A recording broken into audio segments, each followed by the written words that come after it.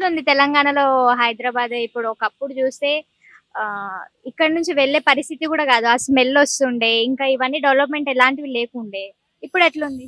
ఇక డెవలపింగ్ అంటే రోజులు మారిన కొద్దీ ఎవరెవరి ఆలోచనల ప్రకారం వాళ్ళు చేస్తుంటారు. హ్మ్. కొద్దిగా ఇప్పుడు అంటే హైదరాబాదు సిటీ చూసుకుంటే కొద్దిగా మెరుగ్గానే ఉన్నది. హ్మ్. మెరుగ్గానే చేసిండు కేసీఆర్ గారిని. హ్మ్. కాకపోతే ఏందంటే ఈ ఉన్నాయి కదా రోడ్లు చేసిండు ఇక్కడ. హ్మ్. రేట్లు మంచిగా చేసిండు. ఈ విగ్రహాలు కట్టినట్టుండు. సెక్రటరీ కట్టిండు. హ్మ్. ఇక మిగతాయన్నీ అప్పుడున్నాయి. కట్టడాలన్నీ పాత కట్టడాలే. అవును. ఇవి మాత్రమే ఇప్పుడు ఈ మధ్య కాలంలో కట్టిన బాపతి ఇవన్నీ. హ్మ్. ఏ పార్టీ గెలుస్తదనుకుంటున్నారు ఈసారి మరి నెక్స్ట్ ఎలక్షన్స్‌లో? ఏ పార్టీకి వెళ్తుందో మాకంత ఎవరు గెలుస్తారనేది కాదు కానీ మా బహుజన రాజ్యాధికారం రావాలనేది మా ఆలోచన. ఎందుకంటే మా బహుజన రాజ్యాధికారం వస్తే మా బహుజనులు బాగుపడతాం. బహుజనులు అంటే ఎస్టీ, ఎస్సీ, బీసీ మైనార్టీలమే ఉన్నాం ఎక్కువ. దళితులం అత్యధికంగా. ఇంకోటి ఏంటంటే మేము మున్సిపల్లో పనిచేస్తాము. మేము మున్సిపల్లో ఒక దాదాపు 25 సంవత్సరాలు చెప్తాను. 25 ఇయర్స్ నుంచి. అందరికీ ఏదో ఒకటి చెప్పుకుంటూ వచ్చిండు. ఎలక్ట్రీషియన్ వాళ్ళకి కానీ, ఆర్టీసీ వాళ్ళకి కానీ, హ్మ్. మొన్న ఇప్పుడు రెవెన్యూ డిపార్ట్‌మెంట్ రెవెన్యూ వాళ్ళకి. డిపార్ట్మెంట్ వాళ్ళకు, వీఆర్ఓలకు అవును. అందరికీ ఏదో ఒకటి చెప్పుకుంటూ వచ్చిండు. రెగ్యులర్ చేస్తా అని వాళ్ళకి ఏదో శాఖలలో మీకు వేరే ఇస్తా అని చెప్పి. హ్మ్. మాకైతే ఎలాంటిది లేదు. ఒక రూ. 1000 మొన్న పెంచిండు. కానీ అది దేనికి అక్కర్రాదు. ఎందుకంటే హ్మ్. నిత్యావసర సరుకులు చూస్తాను మనం ఇప్పుడున్న అవును. రేట్లు ఎట్లున్నాయంటే అవును. మొన్నటిదాకా 200, 300 రూపాయలు పెట్టి టమాటా కొనాలంటే మాలాంటి వాళ్ళం మా దళితులము హ్మ్. ఒక్క పావు కిలో కొనుక్కోలేని పరిస్థితి. ఎందుకంటే మాకు నెలకు 14,000 జీతం అంటే మాకు రోజుకు 300 చిల్లర పడుతుంది. హ్మ్. ఆ అంటే ఒక కిలో టమాటా పైసలు కాదు మేము మొన్నటిదాకా చేసిన జీతం అంతా కూడా. అవును.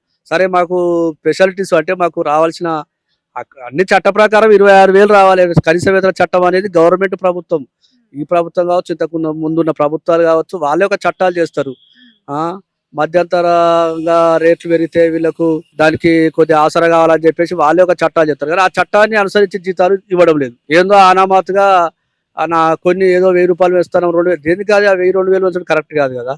ఎందుకంటే కనీస వేతన చట్టం మీరు చేసిన చట్టం కాబట్టి మీరు చేసిన చట్టం ప్రకారమే మాకు 26,000 రావాలి. మేము బతకాలంటే కూడా అట్లయితేనే బతకగలుగుతాం. అది మేము ఏదో డబ్బులు పోగు చేసుకొని వెనకకేసుకొని బిల్డింగులు బంగ్లాలు కట్టుకోవడానికి కూడా సరిపోవు. బతకడం కోసమే సరిపోతాయి ఆ పైసలు కూడా మాకు. ఎందుకంటే ఇప్పుడున్న రేట్లు అట్లున్నాయి, పరిస్థితులు అట్లున్నాయి. ఇప్పుడు బస్సు చూసినాం మనం. ఇప్పుడు మన నిమ్స్ కాడికి ఎక్కి గీడికి అంబేద్కర్ బొమ్మ కాడ రానికే రూ. 30 ఛార్జ్ తీసుకున్నాడు. మీరు చెప్పండి హైదరాబాద్ నుంచి ఇక్కడ రావాలంటే రూ. 200 కనీసం బస్ ఛార్జే అయింది.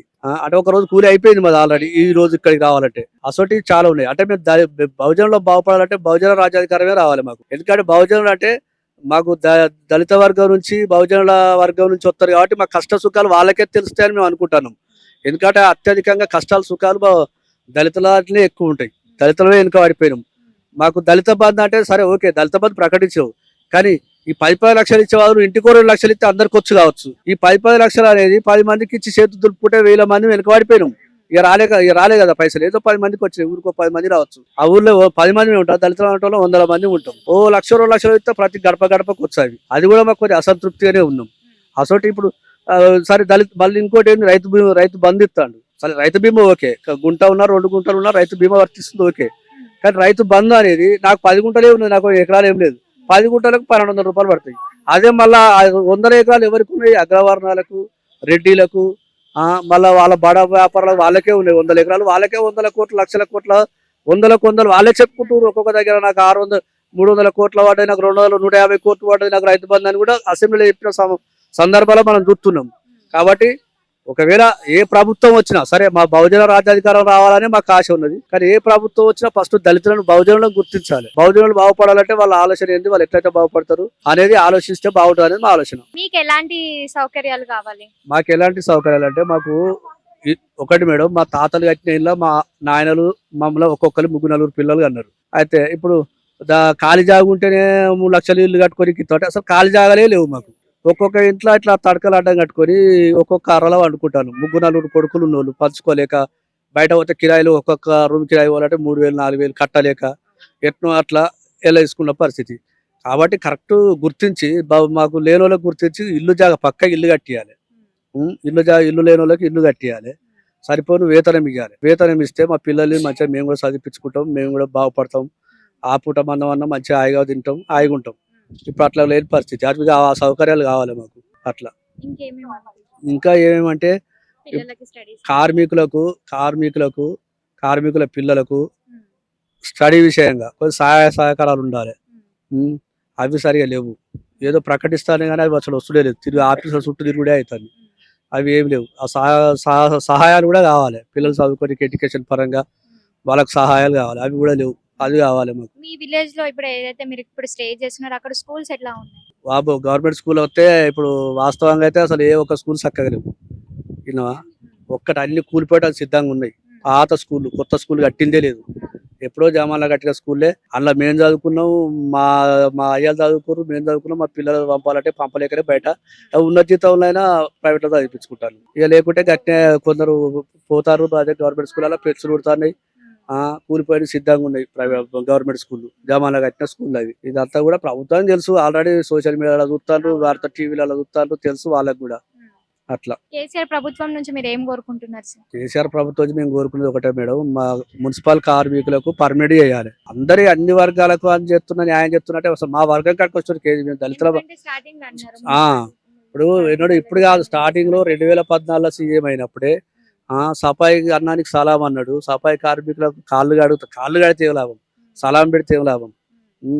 నైవేద్యం అంటే నైవేద్యం పెడితే కడుపు నిండుతుందా? ఆయమానంగా పల్లెం నుండి బో పెడితే కడుపు నిండుతుంది.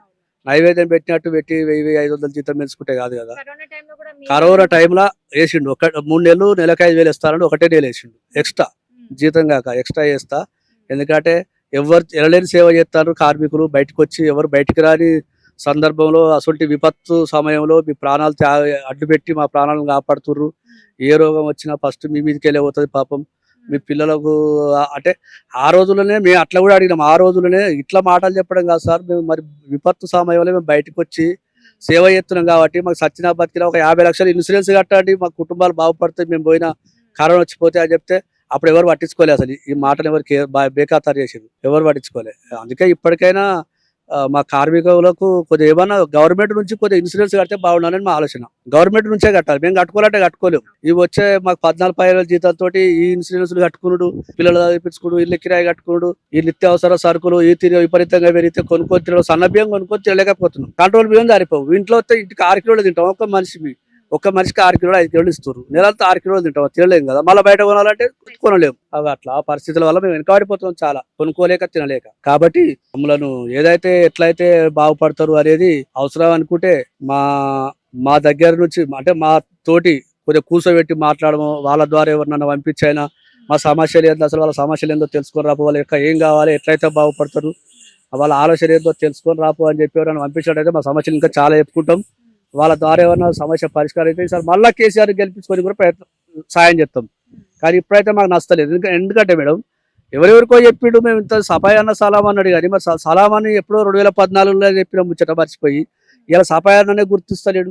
ఇది తిరిగేసే మురికెత్తిపోతాను, రోగాలు వస్తే నిమ్స్లో పడ్డాం.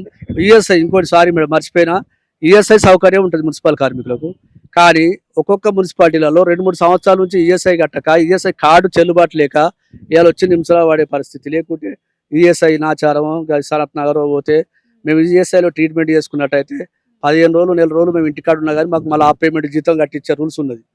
కానీ ఈఎస్ఐ సౌకర్యం లేక ఈ జీతం కూడా రాదు. ఇప్పుడు 1 నెల రోజులు హాస్పిటల్ పట్టే నెల రోజులు వేరు అవసరం లేదు, 4 నెల రోజులు ఇంటికాడ నువ్వు జీతం నువ్వు ఉద్యోగానికి అవసరం లేదు అంటారు తప్ప అయ్యో పాపం అనే పరిస్థితి లేదు. అట్లున్నది. ఇప్పుడు నిమ్స్ లో జాయిన్ చేశారు కదా, నిమ్స్ లో రెస్పాన్సిబిలిటీ ఎట్లుంది, ఎవరు పట్టించుకునే పరిస్థితి ఏమన్నా? నిమ్స్ లో బాగానే ఉంది, ట్రీట్మెంట్ మంచిగానే ఉన్నది, రెస్పాన్సిబిలిటీ బాగానే ఉంది. ఏమైనా పేషెంట్ ను అంటే వాళ్ళ పరిస్థితిని చూసి కూడా పేషెంట్ క్రిటికల్ ఏమంటే కేర్ బాగా తీసుకుంటారు. ఎట్లా అటువంటి అట్లా చూస్తున్నారు, అట్లేం లేదు. నిమ్స్ అంటే మన జమాల నుంచి ఉన్నది, ఈ ప్రభుత్వం కాదు, ఏ ప్రభుత్వం వచ్చినా వాళ్ళ పని వాళ్ళు బాగానే చేస్తారు, మంచిగా చెప్తాను.